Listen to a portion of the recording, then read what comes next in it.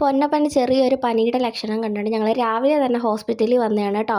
ഹോസ്പിറ്റലിൻ്റെ പുറത്ത് നല്ല അടിപൊളി ഒരു ഊഞ്ഞാലൊക്കെ കിടക്കുന്നത് കണ്ടിട്ട് ഞങ്ങളൊന്ന് കുറച്ച് നേരം ആടിയിട്ട് പോകാമെന്ന് വിചാരിച്ചു. അങ്ങനെ ഹോസ്പിറ്റലിലൊക്കെ പോയി ഡോക്ടറെയൊക്കെ കണ്ട് മരുന്നൊക്കെ മേടിച്ചിട്ട് ഞങ്ങൾ നേരെ പോയത് എൻ്റെ ഒരു ഫ്രണ്ടിൻ്റെ വീട്ടിലോട്ടാണ് കേട്ടോ. ലീവ് എടുത്ത് നാട്ടിൽ വരുമ്പോഴെല്ലാം ഇവൻ ഞങ്ങളെല്ലാവരെയും വീട്ടിൽ വിളിക്കും. എന്ന് വെച്ചാൽ ചെറിയൊരു കൂടൽ പോലെ. അങ്ങനെ അമ്മ ഞങ്ങൾക്ക് ഫ്രൈഡ് റൈസും ചിക്കനൊക്കെ ഉണ്ടാക്കി വെച്ചിട്ടുണ്ടായിരുന്നു. ഞങ്ങളെല്ലാവരും വന്ന് കഴിച്ച് ഇതാണ്ട് ഈ ഇരിക്കുന്ന പുള്ളിക്കാരൻ്റെ കല്യാണമാണ് കേട്ടോ ഇനി അടുത്ത കൂടൽ. അപ്പോൾ ഇനി അതിന് വേണ്ടിയിട്ടാണ്.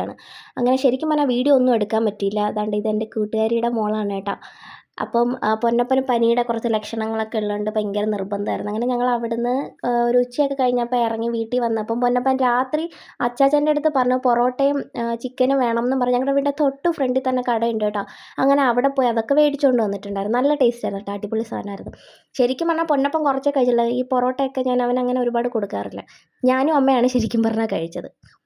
കൊള്ളാമോ? സൂപ്പറാണോ? മുട്ടായി കറി മുക്കി തിന്നോ ആരെങ്കിലും?